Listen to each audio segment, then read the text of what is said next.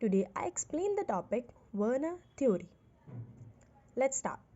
In 1893, Werner produced a theory to explain the structure, formation and nature of bonding in the coordination compound. 1893 में Werner ने produce की थी एक theory explain करने के लिए स्ट्रक्चर, फॉर्मेशन या नेचर ऑफ बॉन्डिंग कैसा होता है कोऑर्डिनेशन कंपाउंड के अंदर. Werner is the first inorganic chemist to be awarded the Nobel prize in 1913. Werner पहले ऐसे ऑर्गेनिक केमिस्ट थे जिन्हें अवार्ड दिया गया था नोबेल प्राइज का 1913 में. He studied many complex compound from the reaction between cobalt chloride and ammonia. उन्होंने बहुत सारे कॉम्प्लेक्स कंपाउंड के बारे में पढ़ा था, रिएक्शंस करवाकर कोबाल्ट क्लोराइड और अमोनिया की. So Werner is known as the father of coordination chemistry. Werner को फादर ऑफ कोऑर्डिनेशन केमिस्ट्री भी कहा जाता है. Let's see the postulates of Werner theory. The central metal of coordination compound exhibits two type of valencies. Central metal atom जो होता है किसी भी coordination compound का, वो दो टाइप की valencies को शो करता है, प्राइमरी वैलेंसी और secondary valency. First of all we see central metal atom क्या होता है. सेंट्रल मेटल एटम वो होते हैं जो इलेक्ट्रॉन पेयर एक्सेप्ट करते हैं. They are the electron pair acceptor. They are Lewis acid. जिनसे लाइगेंड अटैच्ड होते हैं वो सेंट्रल मेटल एटम होते हैं. तो दो टाइप की वैलेंसीज को शो करते हैं, primary valency and secondary valency. Primary valencies are those which a metal exhibits in the formation of simple salt and in coordination compound. Primary valencies वो होती हैं जो फॉर्मेशन ऑफ सोल्ट्स में और कोऑर्डिनेशन कंपाउंड्स में used होती हैं. Primary valencies corresponding to oxidation number. Primary valencies correspond करती हैं ऑक्सीडेशन नंबर को. अब ऑक्सीडेशन नंबर क्या होता है. ऑक्सीडेशन नंबर कितने इलेक्ट्रॉन लूज या गेन हुए हैं एक केमिकल बॉन्ड को बनाने के लिए, दूसरे एटम के साथ केमिकल बॉन्ड को बनाने के लिए कितने एटम लूज और गेन हुए हैं, उसको हम बोलते हैं ऑक्सीडेशन नंबर और ऑक्सीडेशन स्टेट. तो प्राइमरी वैलेंसीज किसको कॉरस्पॉन्ड करती हैं, ऑक्सीडेशन नंबर को. Example COCl6 -3. Okay, let's see the example. COCl6 -3 पर चार्ज है. CO कोबाल्ट है जो कि हमारे यहाँ पे सेंट्रल मेटल एटम है, और सेंट्रल मेटल एटम एक लुईस एसिड होता है जो इलेक्ट्रॉन पेयर को एक्सेप्ट करते हैं. सिमिलरली क्लोरीन यहाँ पर लुईस बेस है जो एक इलेक्ट्रॉन पेयर डोनर है. तो हम इसके लिए फाइंड करेंगे primary valency. Central metal atom को X मानेंगे.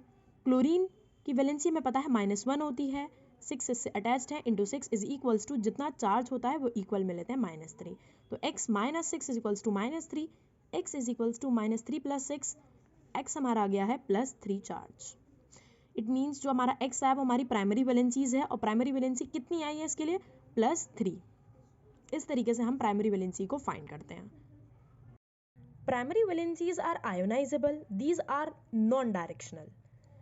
प्राइमरी वैलेंसीज जो होती हैं वो आयोनाइजेबल होती हैं. It means they change into ions. Ions जो नेगेटिव या पॉजिटिव चार्ज शो करते हैं. Primary valencies are written outside the coordination sphere. ये कोऑर्डिनेशन स्फीयर के बाहर लिखी जाती हैं. Secondary valencies are corresponded to the coordination number of central metal atom और आयन. सेकेंडरी वैलेंसीज वो होती हैं जो कॉरस्पॉन्ड करती हैं कोऑर्डिनेशन नंबर को. Coordination number of atoms ion कितना सेंट्रल मेटल होल्ड कर रहा है. Primary valencies are written inside the coordination sphere. Secondary valencies अंदर लिखी जाती है किसी भी कोऑर्डिनेशन स्फीयर के. Secondary valencies are directional and non ionisable and give definite geometry of complex compound. Secondary valencies directional होती है, यानी कि इनके पास एक डेफिनेट शेप होती है, नॉन आयोनाइजेबल होती हैं, ये चेंज नहीं हो पाती आयंस में या काउंटर आयंस में नहीं हो पाती change. And give definite geometry of complex compound, और एक डेफिनेट ज्योमेट्री भी देती है हमें कॉम्प्लेक्स कंपाउंड की. इसके एग्जांपल हम देखेंगे. ये जैसे कि कोबाल्ट हो गया, अगर इसकी हम प्राइमरी वैलेंसी की बात करें तो 1 डिग्री वैलेंसी ही प्राइमरी वैलेंसी होती है 3.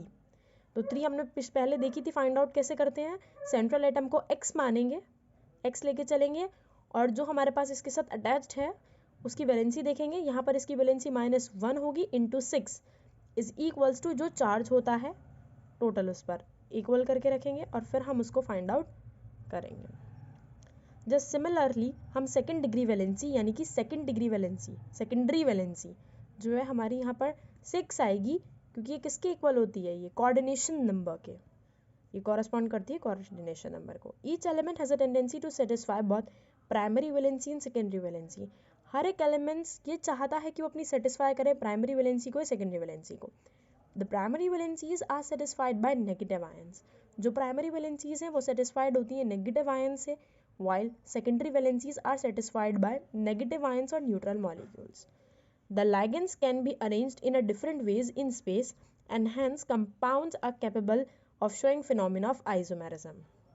जो ligands हैं वो different ways में arrange किए जाते हैं एक space में, और जो compound है वो किसके capable हो जाता है, मतलब क्या कर सकता है, वो एक phenomena दिखा सकता है isomerisms का।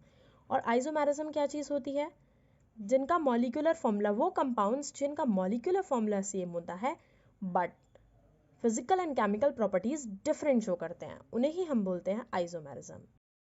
तो ये हमारा वर्नर थ्योरी कंप्लीट हो चुका है। नेक्स्ट वीडियो में हम देखेंगे इसके वेरिफिकेशन।